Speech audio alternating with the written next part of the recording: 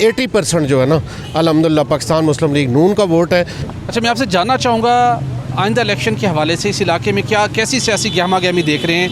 पाकिस्तान तहरीक इंसाफ हो, मुस्लिम लीग नून हो, Pakistan peoples party हो, इस इलाके के अंदर अवाम का क्या रिस्पॉन्स है? किस जवाब से लोगों की तवक्को है? बिलखुसूस आप खुद क्या देखते हैं कि नून लीग जिन्हें बहुत से करप्शन केसेस का सामना रहा, नवाज शरीफ गुजर समात मौके इस्लामाबाद हाई कोर्ट से बरी हो गए जी, तो इस अवाम के हल्के में अवाम के अंदर उसके ऊपर क्या इम्पैक्ट आएगा उनका इन केसेस से बरी होने के हवाले से? सही है सर, अल्हम्दुलिल्लाह अल्लाह पाक का करम है कि मियाँ साहब को अल्लाह पाक ने बाइज़्ज़त बरी किया है, क्योंकि जितने मुकदमात उन पे बनाए गए थे प्रेशर से ज़ोर से उनके ऊपर टोटल झूठ पे मबनी थे, और अल्लाह पाक ने उनको हर काम में जितने केस थे सब में सुरखरू हुए हैं।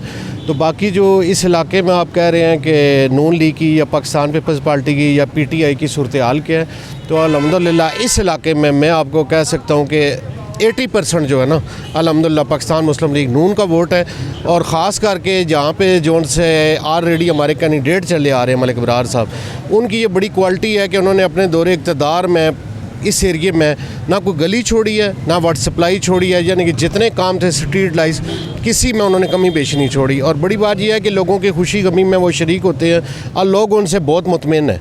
और उसका आज सिला ये है कि हर हल्के से तकरीबन 8-9 कैंडिडेटों ने पेपर जमा करवाए हैं, ठीक है, लेकिन उनके मुकाबले में कोई कैंडिडेट नहीं आया। वाहिद इस हल्के NA 54 सिर्फ मलिक अबरार साहब के पेपर जमा हुए हैं और कोई कैंडिडेट नहीं है। और उसके बाद जो हमारे MPAs हैं, एक उनके भाई हैं मलिक इफ्तिखार साहब और एक चौधरी उसामा साहब फ़िलहाल जो जिनके पेपर जमा हुए हैं, तो इंशाल्लाह ताला वो लोग उनसे हमारे मुतमिन भी बहुत ज़्यादा हैं और हम उनसे पुरुमीद भी बहुत हैं कि इंशाल्लाह जो हमारे मामलात सबका इलाके के रह गए हैं वो इंशाल्लाह ताला वो हल करेंगे। बल्ले के निशान को आइंदा इलेक्शन में बचाने के लिए चेयरमैन PTI इमरान खान ने इंटर पार्टी इलेक्शन करवाने की हिदायत की है ताकि आइंदा इलेक्शन में बल्ले का निशान रहे। तो क्या इस हल्के के अंदर अगर बल्ले के निशान के ऊपर कोई भी उम्मीदवार अगर इलेक्शन लड़ता है, PTI का दावा है कि वो आसानी से जीत सकता है, ग्राउंड के ऊपर भी यही सूरत हाल है कि जिसको भी बल्ले का निशान मिला वो जीत जाएगा?